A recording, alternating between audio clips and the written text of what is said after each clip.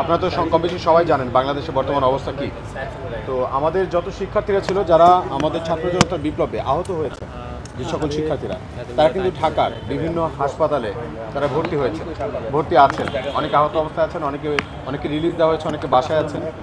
তো আমরা গতদিন একটা ঘটনা ঘটেছে, সেটা হয়তো কম বেশি সবাই জানেন, যে শেখ হাসিনার নেতৃত্বে যখন আন্দোলন চলাকালীন সময় পুলিশ গুলি ছোড়ে এবং আওয়ামী সন্ত্রাসীরা গুলি ছোড়ে, তখন অনেক শিক্ষার্থীরা এবং জনতারা আহত হয়। এবং আহত হওয়ার সময় সেই অবস্থায় যখন হাসপাতালে আসে, তখন স্বৈরাচার শেখ হাসিনা তার নির্দেশনায় যারা হাসপাতালে এসেছে অনেককেই তখন কি ট্রিটমেন্ট দেওয়া হয় নাই। হ্যাঁ, এইরকম একটা অভিযোগ আমাদের কাছে এসেছে। আমরা জেনেছি বিভিন্ন হাসপাতালে শিক্ষার্থীরা গিয়েছে, জনতারা গিয়েছে, পুলিশ তাদেরকে হেনস্থা করেছে, ওই অবস্থা তাদেরকে অ্যারেস্ট করে নিয়ে গেছে, কিন্তু হাসপাতালে কোনো ট্রিটমেন্ট করানোর ব্যবস্থা করে নাই। এটা দেখা যায় যে একটা মানবাধিকার লঙ্ঘন করা হয়েছে ওই সময়টায়। তো ওই সময়টায় যারা ডাক্তার ছিল, তাদের সম্বন্ধে আমাদের কাছে অনেক উপরে, তাদেরকে আমাদের রাখি আমরা হৃদয় মণিকোঠায়। ডাক্তারদের সমান আমাদের কাছে এমন। তো এমন কিছু ডাক্তার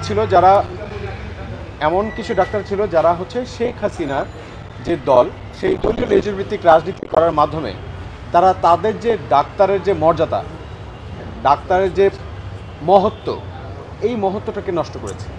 হ্যাঁ, তো আমরা এটা মনে করছি যে তারাও শেখ হাসিনার দোষর। তো এরকম যারা আছে আমরা তাদেরকে ফাইন্ড আউট করেছি অলমোস্ট।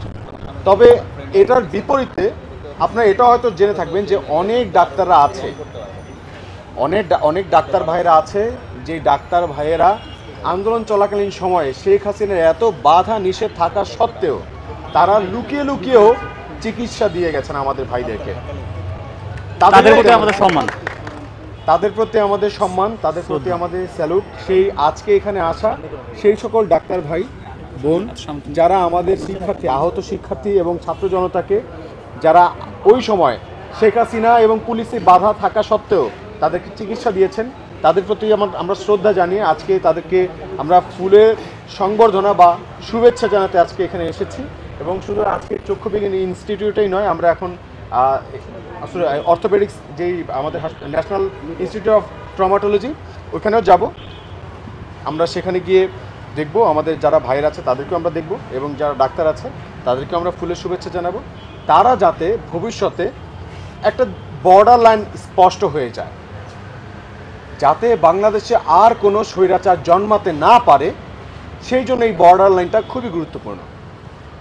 যারা অন্যায়ের সাথে সমর্থন করেছে, অন্যায় করেছে, তাদেরকে যেমন আমরা তিরস্কার জানাচ্ছি, যারা অন্যায়কে তোয়াক্কা না করে ছাত্র জনতার এই আন্দোলনে অংশগ্রহণ করে মানবিক যেই জায়গাটা, নিজেদের মহত্বের জায়গাটা আরও বলিষ্ঠ করেছে, ছাত্র জনতাকে তারা সেবা দিয়েছে যত রকম পুলিশি বাধা থাকা সত্ত্বেও, স্বৈরাচারের নির্দেশনা থাকা সত্ত্বেও, তাদেরকে আমরা একদম সবাই যারা এখানে শিক্ষার্থী আছে তারা কিন্তু আমরা ফুলের শুভেচ্ছা জানাতে এসেছি।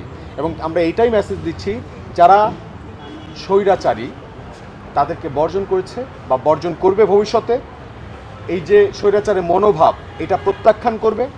যারা জনতার জন্য কাজ করবে, মানুষের জন্য কাজ করবে, মানুষের হয়ে মানুষের মতো কাজ করবে, তাদের প্রতি আমাদের শ্রদ্ধা। এই যে বর্ডার লাইন, তিরস্কার আর শ্রদ্ধার জায়গাটা, এইটাই স্পষ্ট করার জন্য আজকে আমাদের এখানে আসা। এখানে ঢাকা বিশ্ববিদ্যালয়ের শিক্ষার্থীরা এসেছেন, আপনারা সবাই দেখতে পেয়েছেন। আমরা এখন যাচ্ছি এক এক করে বিভিন্ন জায়গায়, আমাদের আহত শিক্ষার্থী ভাই বোনদেরকে আমরা দেখব, তাদের অভিযোগগুলো আমরা শুনবো, সুবিধা অসুবিধার কথা শুনবো, এবং তাদের যাতে যেই অভিযোগটুকু, আপনারা এটাও জানেন যে ডাক্তারের শুধু মুখের কথা, তার একটু হাসি, মুখের হাসি একজন পেশেন্টের জন্য অনেক বড় মোটিভেশন কাজ করে তার সুস্থতার জন্য। তো একজন ডাক্তার যদি সে সুন্দর হাসি মুখে একজন পেশেন্টের সাথে কথা বলে, আমার মনে হয় যে পেশেন্ট বা আহত যারা আছে তারা মনের মধ্যে যে বল, যে সাহস অর্জন করবে, তাতেই তাদের অর্ধেক রোগ সুস্থ হয়ে যাবে। তো সেই জন্য আমরা ডাক্তার আর ছাত্র জনতার মধ্যে যাতে কোনো দূরত্ব তৈরি না হয়, যাতে তাদের সবাই সারা বাংলাদেশের মানুষ তাদেরকে সম্মানের চোখে দেখে, শ্রদ্ধার চোখে দেখে, তাই আমাদের এই আশা, আমাদের এই আয়োজন, আমাদের এই ফুল নিয়ে আসা, আমাদের এই ভালোবাসা, শুভেচ্ছা বিনিময় করা। আপনারা হয়তো জানেন, যখন আন্দোলন চলাকালীন সময়ে অনেক শিক্ষার্থীরা আহত হয়েছে পুলিশের গুলিতে, সন্ত্রাসী বাহিনীর গুলিতে, তখন তারা যখন এখানে আসে তাদের অভিযোগ তখন তাদেরকে ট্রিটমেন্ট ভালোভাবে করানো হয়, তাদেরকে ফেলে রাখা হয়েছে 4-5 দিন, এই অভিযোগটা তাদের ছিল। এবং তারপরে যেটা হয়েছে, যখন আন্দোলন চলাকালীন সময় একটা গোষ্ঠীকে নির্দেশনা দেওয়া সত্ত্বেও ডাক্তারদের কিন্তু একটা বিশাল অংশ তারা কিন্তু রোগীদেরকে চিকিৎসা দিয়েছে। তো বিচ্ছিন্ন ঘটনা তো আছে, তার সঙ্গে এটাও তো সত্য যে আমাদের শিক্ষার্থীদেরকে তারাই কিন্তু অক্লান্ত পরিশ্রম করে চিকিৎসা করে যাচ্ছে। তো এই যে ছোট ছোট বিচ্ছিন্ন ঘটনা, এই বিচ্ছিন্ন ঘটনা যাতে না ঘটে সেই জন্য ডাক্তার আর আমাদের শিক্ষার্থী ছাত্র জনতার মধ্যে যে মেলবন্ধন, যে ব্রিজটা তৈরি করা দরকার, সেই ব্রিজটা এখন আমরা সেটা তৈরি করছি, যাতে করে আমাদের কোনো শিক্ষার্থী ভাই বোন বা কোনো জনতা যারা আহত হয়েছে তারা কোনোভাবে এখান থেকে নিরাশ হয়ে যাতে ফিরে না যায়। আমরা তাদের প্রত্যেকের কথা শুনছি, প্রত্যেকের কথা শুনে আমরা তাদের অভিযোগটা ডাক্তারের কাছে নিয়ে যাচ্ছি এবং ডাক্তাররা ব্যাপারটা অনেকে খুব পজিটিভলি দেখছেন এবং সেটা নিয়ে এমার্জেন্সি বা ইমিডিয়েটলি র্যাপিড অ্যাকশনের মাধ্যমে ওই প্রবলেমটা সলভ করার চেষ্টা করছে, রোগীর মনের যে সংশয়টা এটা দূর করার চেষ্টা করছে। জাস্ট এইটাই আমরা দেখিয়েছি এবং দেখাচ্ছি। তো আপনাদের মাধ্যমে সারা বাংলাদেশে আপনার এই মেসেজটা আশা রাখি অবশ্যই পৌঁছে দেবেন।